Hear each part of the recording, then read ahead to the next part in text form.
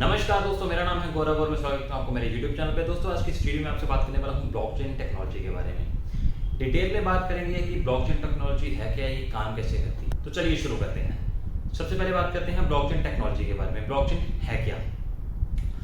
Blockchain basically एक digital ledger है जिसे यूज किया जाता है to maintain records of transactions happening on a blockchain network. किसी भी ब्लॉकचेन नेटवर्क पे जो ट्रांजैक्शंस हो रही हैं उनका रिकॉर्ड मेंटेन करने के लिए एक डिजिटल लेजर का यूज किया जाता है। उस डिजिटल लेजर को बोलते हैं ब्लॉकचेन। इसे अगर हम ट्रेडिशनल सिस्टम से कंपेयर करें, जो हमारा ट्रेडिशनल तरीका था ट्रांजैक्शन या रिकॉर्ड्स को मेंटेन करने का, उससे कंपेयर करें तो ट्रेडिशनल सिस्टम में हमारे पास होती थी एक ledger in the form of a book और नोटबुक की फॉर्म में हमारे पास एक लेजर होती थी जिसमें मल्टीपल पेजेस होते थे और उन पेजेस पे हम ट्रांजैक्शन रिकॉर्ड करते थे।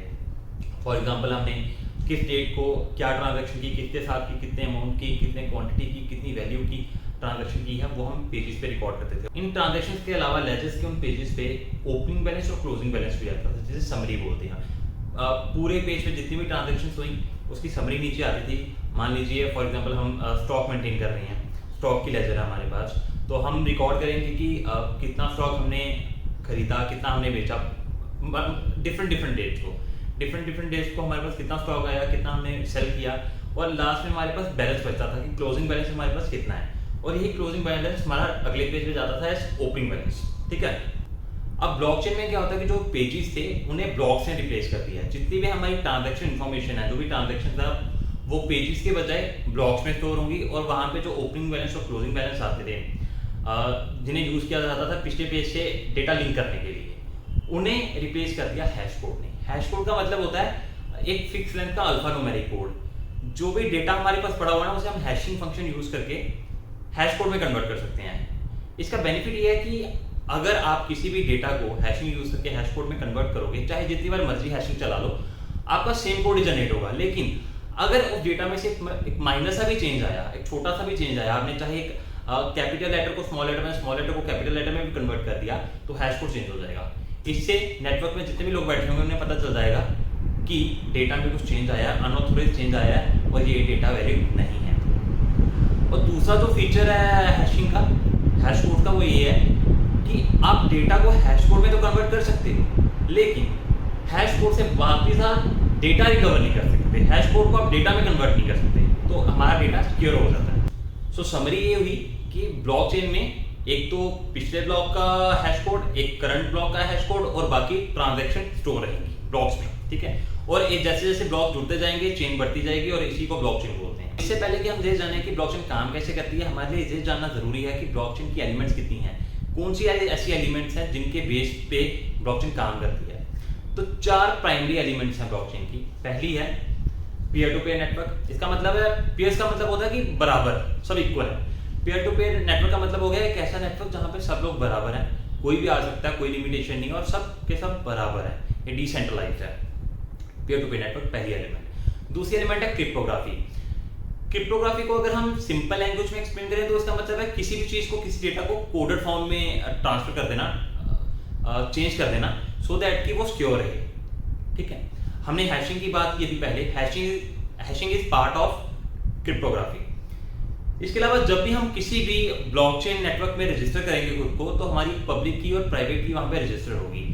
प्राइवेट की हमारे पास रहेगी और पब्लिक की पूरे नेटवर्क के पास होगी। जब भी हम कोई ट्रांजैक्शन करेंगे, हम ट्रांजैक्शन को अपनी प्राइवेट की से ऑथेंटिकेट करेंगे, और जो हमारी पब्लिक की पूरे नेटवर्क के पास पड़ी होगी, उस पब्लिक की को यूज करके हमारी ट्रांजैक्शन को वेरीफाई किया जाएगा। ठीक है। तो ये सब भी क्रिप्टोग्राफी का पार्ट है। ये आगे दूसरी एलिमेंट। क्योंकि तीसरी एलिमेंट है कंसेंसस एल्गोरिथम, और हम इसे बोल सकते हैं कंसेंसस रूल। कंसेंसस का मतलब होता है कि सहमति, टू एग्री। हम ये कैसे एग्री करेंगे कि कौन सा ब्लॉक, कौन सी ट्रांजैक्शन ऐड होनी चाहिए ब्लॉकचेन में, कोई ना कोई रूल होना चाहिए। उसी रूल को कंसेंसस रूल बोलते हैं। और डिफरेंट जो आपकी ब्लॉकचेन है, ब्लॉकचेन नेटवर्क्स हैं, उनके डिफरेंट कंसेंसस रूल होते हैं। जैसे प्रूफ ऑफ वर्क बिटकॉइन के केस में, प्रूफ ऑफ स्टेक इथेरियम के केस में, प्रूफ ऑफ एक्टिविटी होता है। डिफरेंट आपके कंसेंसस रूल हैं। तो तीसरी एलिमेंट आ गई कंसेंसस रूल। और चौथी एलिमेंट आती है reward and punishment. Reward and punishment के बारे में हम बात करेंगे वीडियो के एंड में। सो 4 एलिमेंट्स आ गए जिनके बेस पे ब्लॉकचेन काम करती है। Peer to peer network, cryptography, consensus rule and reward and punishment. अब बात करते हैं कि ब्लॉकचेन काम कैसे करती है। ब्लॉकचेन का बेसिक पर्पस है ट्रांजैक्शन रिकॉर्ड करना। तो जैसे कोई भी मेंबर कोई ट्रांजैक्शन करेगा, वो ट्रांजैक्शन को साइन करेगा अपनी प्राइवेट की से, उसे ब्रॉडकास्ट कर देगा नेटवर्क में सेंड कर देगा फॉर वेरिफिकेशन। ऑथेंटिकेट तो उसने कर दी, उसने अपने एंड से तो ऑथेंटिकेट कर दिया अपनी प्राइवेट की यूज करके कि मैंने ये ट्रांजैक्शन किया। अब इस ट्रांजैक्शन को वेरीफाई करेंगे नेटवर्क मेंबर्स। अगर इसे हम कंपेयर करें ट्रेडिशनल पुरानी सिस्टम से, जहाँ पे सेंट्रलाइज सिस्टम होता था, वहाँ पे क्या होता था, फॉर एग्जांपल बैंक, अगर मुझे किसी को चेक देना है तो मैं चेक साइन करके ऑथेंटिकेट करता था, चेक को साइन करके, और बैंक को देता था। बैंक होती थी सेंट्रलाइज अथॉरिटी। बैंक चेक करता था कि क्या मेरे अकाउंट में इतने पैसे हैं जो कि मैं ट्रांसफर कर सकूं दूसरे इंडिविजुअल को, उसका अकाउंट नंबर चेक करता था, वेरीफाई करता था। अगर मेरे अकाउंट में पैसे होते थे वो ट्रांसफर कर देता था, अगर मेरे अकाउंट में पैसे नहीं थे या फिर अकाउंट नंबर या कोई और डेटा गलत होता था, चेक बाउंस हो जाता था। सिमिलरली यहाँ पे भी मैं ट्रांजैक्शन कर रहा हूँ तो ट्रांजैक्शन को वेरीफाई तो करना पड़ेगा, लेकिन यहाँ पे कोई सेंट्रलाइज अथॉरिटी नहीं है, यहाँ पे डिसेंट्रलाइज अथॉरिटी पूरा का पूरा नेटवर्क की अथॉरिटी है। तो वो कैसे वेरीफाई करेंगे? वो वेरीफाई करेंगे ट्रांजैक्शन को मेरी पब्लिक की और प्राइवेट की से। प्राइवेट की से मैंने साइन की होगी ट्रांजैक्शन, और पब्लिक की उनके पास पड़ी होगी नेटवर्क के पास। वो इन दोनों कीज को यूज करके मेरी ट्रांजैक्शन को वेरीफाई करेंगे और ब्लॉक में ऐड कर देंगे। लेकिन यहाँ पे प्रॉब्लम आती है कि ऐड कौन करेगा? नेटवर्क मेंबर तो काफी सारे होंगे, तो कौन सा नेटवर्क मेंबर, कौन सा नेटवर्क नोड, जो कंप्यूटर सिस्टम्स लगे होते हैं, नेटवर्क का पार्ट होते हैं, उन्हें नेटवर्क नोड्स बोला जाता है।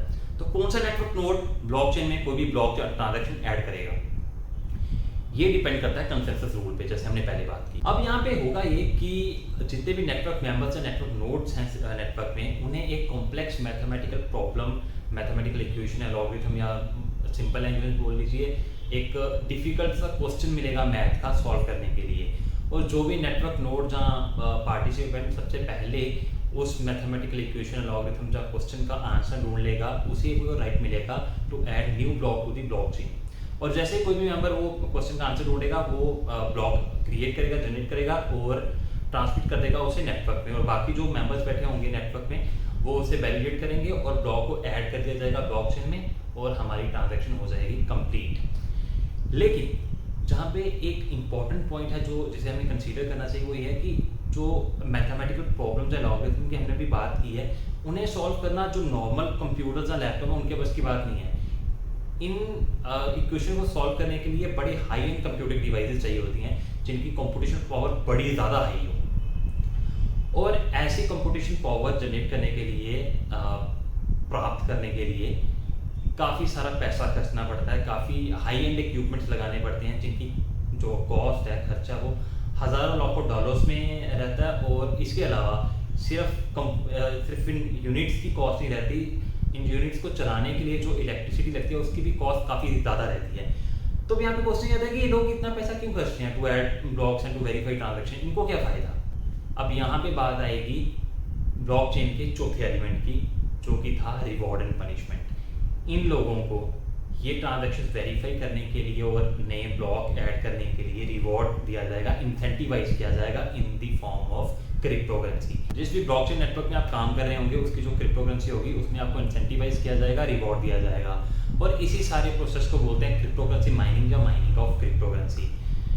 सो आई होप ये बात तो आपको क्लियर होगी कि ब्लॉकचेन टेक्नोलॉजी का पर्पस क्रिप्टोकरेंसी क्रिएट करना, जनरेट करना नहीं है। उसका पर्पस है टू मेंटेन ट्रांजैक्शनल रिकॉर्ड, जो ट्रांजैक्शन हो रही है किसी नेटवर्क में उसका रिकॉर्ड मेंटेन करना ब्लॉकचेन टेक्नोलॉजी का पर्पस है। और जो क्रिप्टोकरेंसी है वो इस सारे प्रोसेस का बाय प्रोडक्ट है। आई होप ब्लॉकचेन से रिलेटेड जितने भी आपके डाउट्स होंगे वो ये वीडियो देखने के बाद क्लियर होंगे। और अगर आपको ये वीडियो पसंद आई तो प्लीज़ लाइक और शेयर जरूर करें और चैनल को सब्सक्राइब करना ना भूलें।